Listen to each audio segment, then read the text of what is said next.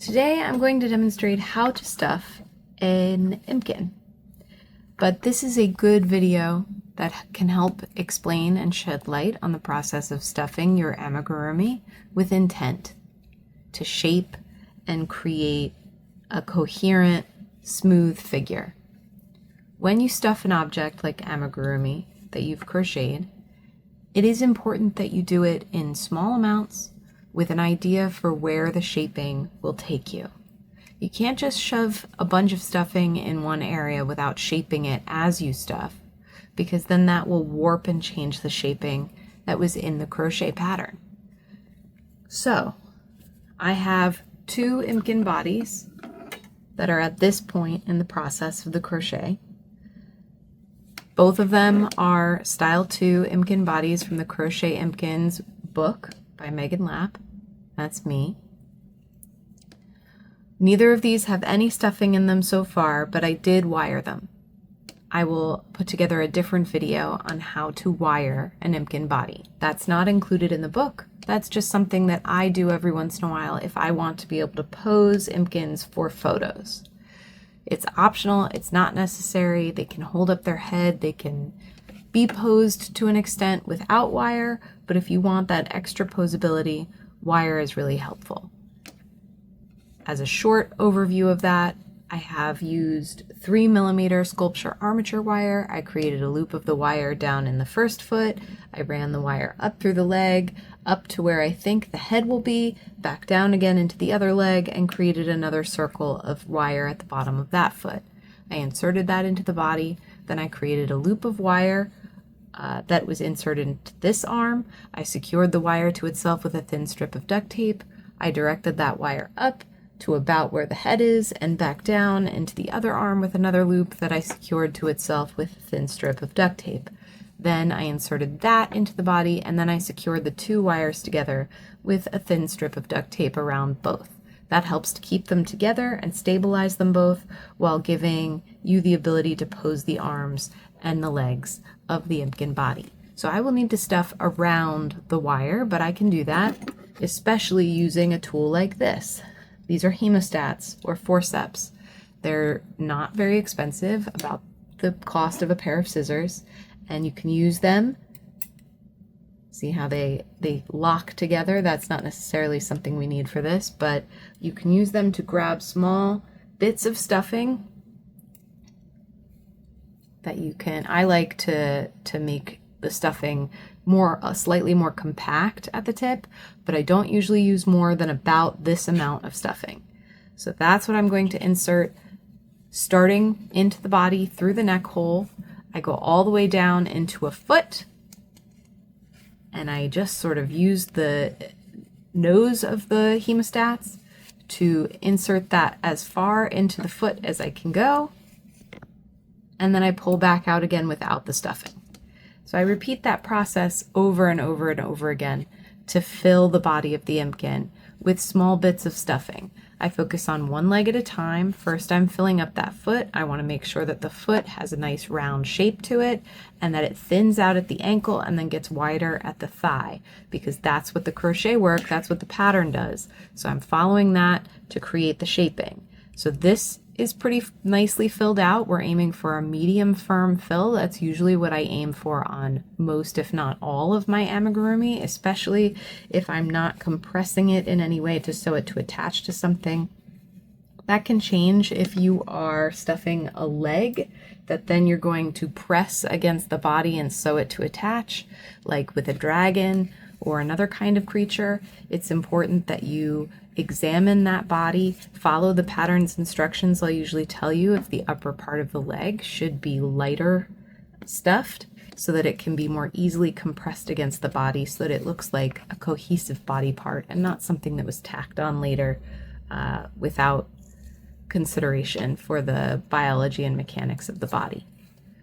So I'm just keeping on putting little bits of stuffing in here. Now the Impkins have a belly piece. The belly piece helps create this nice round shape to the belly.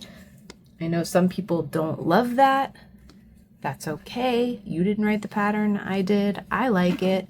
So Get on board. You can do it. We can round that out. We don't have to emphasize it. We can fill in the body to fill in this rounded section. We want to create a nice round tubby belly. So I'm just sticking the small bits of stuffing in here. I'm making sure that they're pushed down. I'm rounding that out with my hand, with my fingers. I'm pressing and massaging the stuffing until it gets to the shape that I am trying to achieve. It is intentional. It is a slow process. This is part of the sculpting in a soft sculpture. So then I've stuffed the belly pretty well. The upper part of the belly and the chest is still unstuffed, and now we have to look at the back of the work. It's always important to examine every side of the work. So on the back, I want to create a tiny little booty butt at the bottom just above where the legs are, and then I want it to indent back into the body. That's part of the shaping. There's a couple of decreases right here, and there's a couple of increases at the top of the thighs, so there should be enough space in the crochet work for there to be a little bit more stuffing across here and a little bit less stuffing up through the lower back. So I'm going to grab more small bits of stuffing. Sometimes we get a bigger bit, and then we just grab smaller bits from that, and I'm going to go in from the back of the work into the upper thigh area and start filling that up from the back to make sure that it has the rounded appearance that I want it to have. Again, this is a slow process, and it is intentionally done. If you shove the stuffing in here all willy-nilly and leave it lumpy, it will reflect that in your final work. So the choices that you make as you stuff it really do affect the way that it comes out in the end. You can go faster and not be careful about your shaping, and that's totally fine, and possibly you want things a different shape, more rounded, more squared, thinner, wider, more filled, less filled. You might want a floppier Impkin. Those are all fine choices so long as you are choosing them. I think that there's a lot of intentionality when we're creating art, and this is art, and you get to make choices, intentional choices about the way it will all come together. And see, so now that's the butt. I'm going to push the arms forward so that you can see this, because I can even shape it a little bit from the outside. So I'm pressing to thin out the stuffing that's along the upper part of the back here. I'm compressing what's down here so that the butt sticks out a little bit more, and that belly is very full and round, and that shape is working really well, I think. I think we can fill in the upper part of the chest a bit more, and then it'll be ready for me to crochet the rest of the head. That matches with the way that I stuffed this one. I have a different video on how to stuff an Impkin head in particular.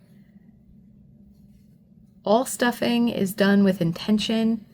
You should do it in small bits. Use a tool if you need to. I didn't need a tool when I was stuffing the Impkin's head because the head is relatively small and my fingers could reach all of the small, harder to reach spots inside the head.